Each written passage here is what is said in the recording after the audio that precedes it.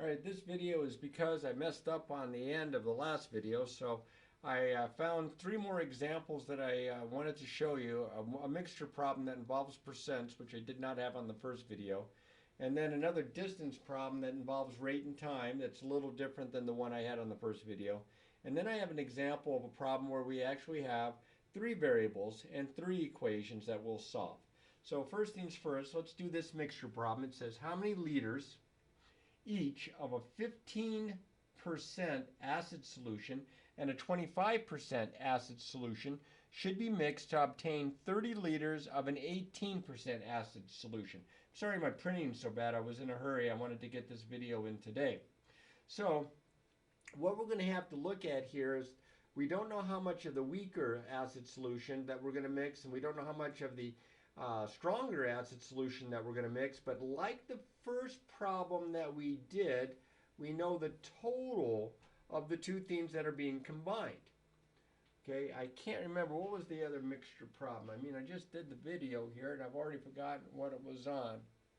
Well, that's what happens when you get old. So first things first, let's read the problem carefully. Then second step, we're going to state what our variable is. I'm going to let x be the amount of 15% acid solution.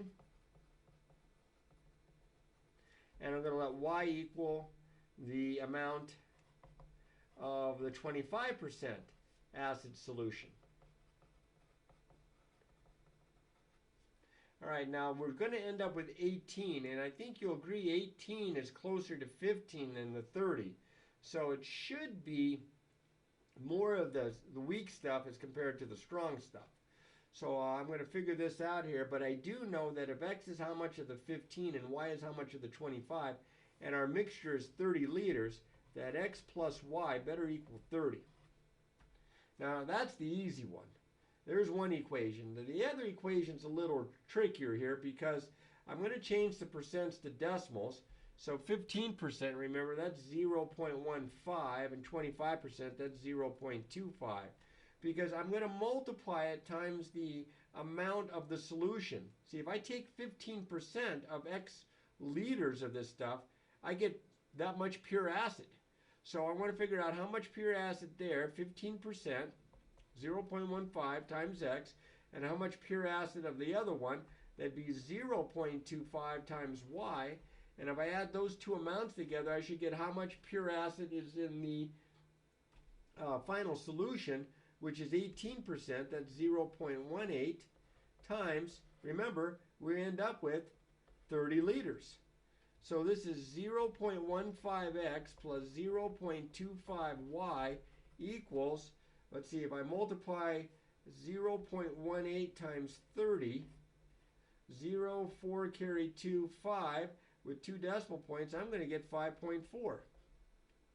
Now, I'm not too crazy about doing this with a bunch of decimals in here. So what I'm going to do is I'm going to take this equation right here. I have two decimal places. I'm going to multiply by 100 all the way through it. That's going to slide at two places, add a 0, two places. I'm going to get 15x plus 25y is equal to 540. Now, here again is kind of a cool thing if you see it. I noticed that 15, 25, and 540 are all divisible by 5. If I divide by 5, this becomes 3x plus 5y equals 108. I divided 5 into all three of them. So I have this equation, and I'm going to take this guy right here, and I'm going to see if I can get the x's to cancel. So I'm going to make this, multiply this times negative 3 all the way through. I get negative 3x minus 3y is equal to negative 90. And then I'll bring this guy over here. 3x plus 5y is equal to 108. And I'm on my way. These are going to cancel. I'm using the elimination method. I get 2y equals, what, 28? Divide both sides by 2. I get y is equal to 14. And, of course, go to here. If y is 14, x plus 14 equals 30. Then subtract 14 from both sides. X is 16. And I thought there'd be a little bit more of the weaker stuff than the stronger stuff there. So I didn't think it was going to be quite that close, but I guess it is here. So now all I have to do is answer it. It says how many liters of each. So my final answer, because this is where I state my variables, this is where I write my equations, this is where I solve my equations, and here's where I state the answer. They need, hopefully you can see this, I'll raise it up a little bit. Let's see, 16 liters of 15% solution. It just seems soft. I make a mistake. I did again. I am making so many silly mistakes.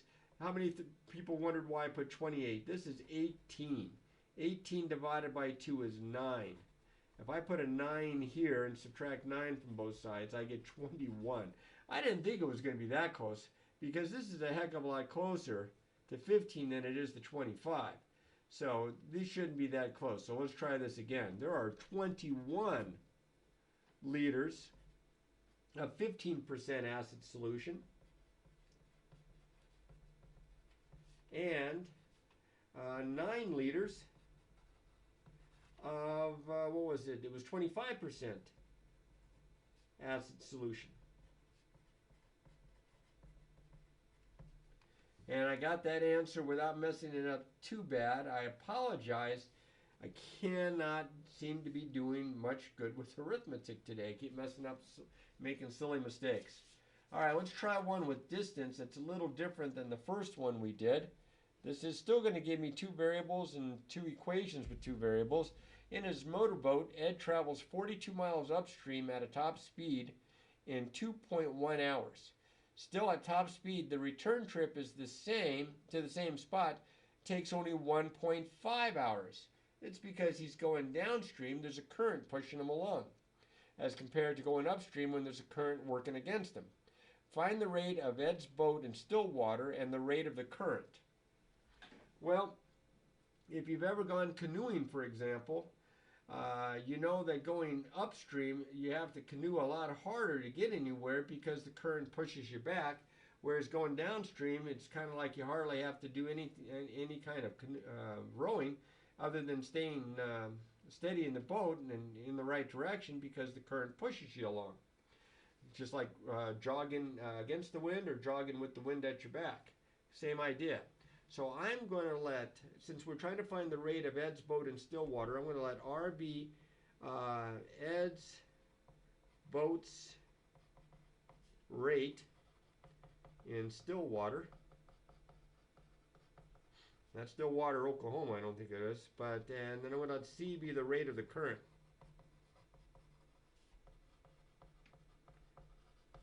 All right, I actually know somebody named Ed that has a motorboat. That's kind of weird. I didn't come up with this problem with him in mind. All right, so we know that distance equals rate times time. And we know the distances are the same here. Okay?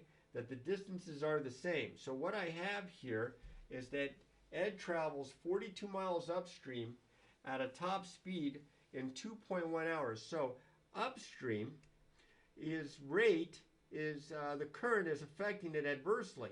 So upstream, his rate is R minus C. How fast the boat goes in still water minus the current because the current's pushing him back. Downstream,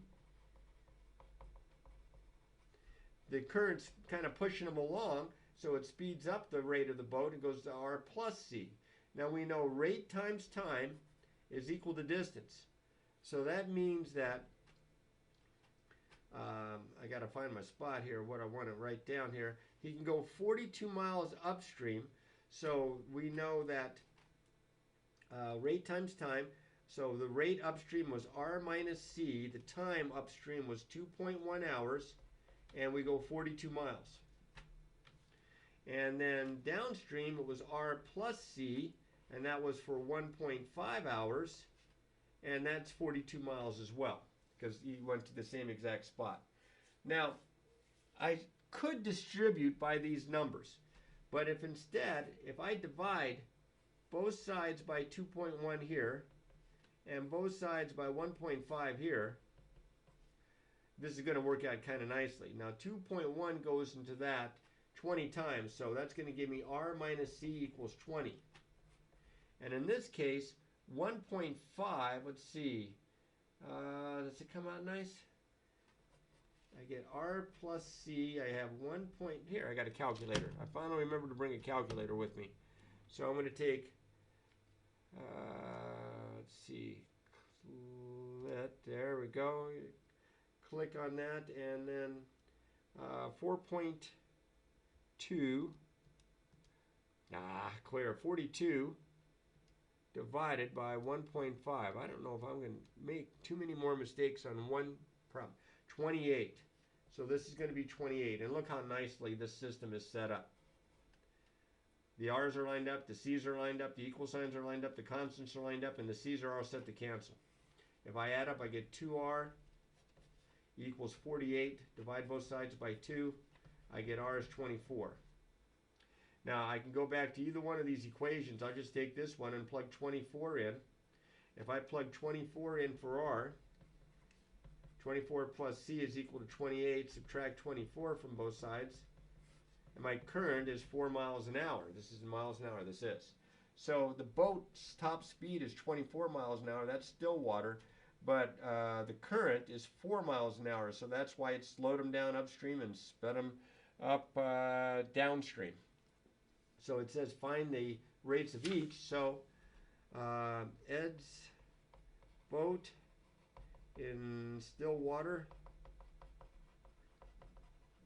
can go 24 miles per hour, and the current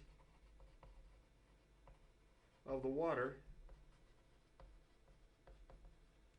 is I lost my 4 miles per hour. Okay, and that's my answer there. All right, one more to go, and it's a peach. And this will finish up, I hope, enough examples in this section 7 so that you can feel comfortable attempting the problems in the assignment. All right, so at Jenny's Bread Store, a loaf of white bread costs $3.69. A loaf of cheese bread costs $4.29, and a loaf of whole grain bread costs $7.69. On a recent day, twice as many loaves of white bread were sold as cheese bread.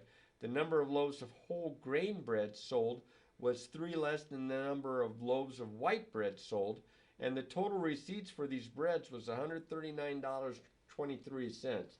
How many, look at the decimal there, how many loaves of each type of bread were sold? Well, I have 3 kinds of bread, so I have 3 unknowns, and that's different than the other problems, but we're going to set it up, and it's just the solving part that's going to seem a little different. So I'm going to let X be the number of loaves of white bread sold. I'm going to let Y be the number of loaves, what was the second one? Cheese bread. Yeah. Cheese bread sold. And I'm going to let Z be the number of loaves of, what was it? Whole grain bread sold. Now, what do we know here? On a particular day, twice as many loaves of white bread were sold as cheese bread. So the amount of white bread, which is X, is equal to 2 times the number of loaves of cheese bread, because twice as much was sold. Twice meaning multiplied by 2. So I have twice as much white bread as cheese bread, so X, the amount of white bread, has to equal 2 times Y the amount of cheese bread. There's one equation. The number of loaves of whole grain bread, that's Z, sold was 3 less than the number of loaves of white bread sold.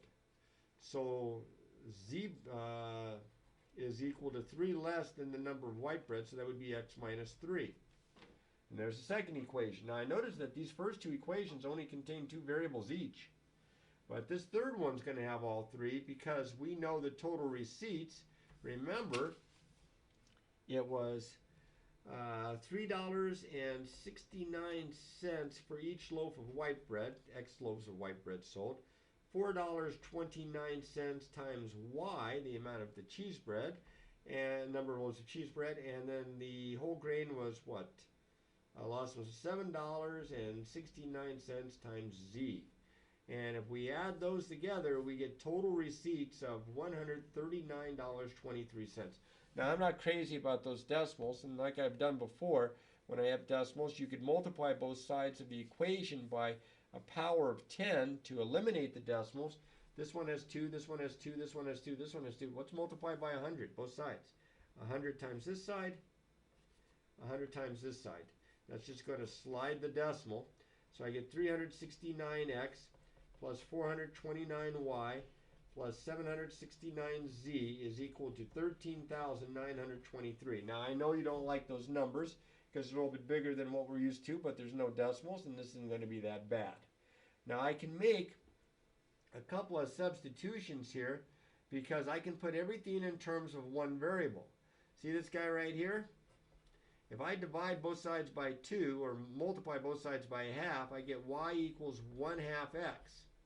See, I've got now y in terms of x and z in terms of x. So let's plug this in for y and this in for z in my third equation, and I'll have everything in terms of x. So I have 369x plus 429 times 1/2 x plus 769 times x minus 3 is equal to 13,923. Yikes, I'm going to get a decimal here. So I get 369x plus, this would be 214.5x plus, and I have to distribute here, 769x minus, yikes, 769 times 3. Am I getting lazy or what? Did I pick out my calculator? 2307 equals 13,923. So if I add 300, because I got like terms here, if I add 369 plus 214.5 plus 769, I get 1,352.5x minus 2307 equals 13,923. I'm going to add 2307 to both sides. And hopefully I'll get something that won't mess up too bad. 1352.5x is equal to 0.3261. So now I'm going to divide 16,000, I'm going to do it on my calculator, 16,230 divided by 1352.5, and I'm keeping my fingers crossed here. Oh, wait a minute, I got to clear it out. Let's try it again. 16,230 divided by, almost messed that one up, 1352.5, and it comes out to be 12. Thank you. 1352.5, 1352.5, x equals 12. And now as soon as I know that x is 12, I can plug x right in here, and I get y equals 1/2 times 12, which is 6. And I can plug it also into here, and I get z is equal to 12 minus 3, which is 9. So that was a lot of work for just, 27 loaves of bread. So it says how many loaves of each type of bread were sold. There were, 12 loaves of white bread, 6 loaves of cheese bread, and 9 loaves of whole grain bread sold. Oh, whole grain bread, excuse me, sold. And there answers the question. Now that's a 3x3 system. I had 3 variables and I had to come up with 1, 2, 3 equations. And I made substitutions. Sometimes substitution is the way to go, and depending on the type of equation or the type of system, you might have to even use elimination.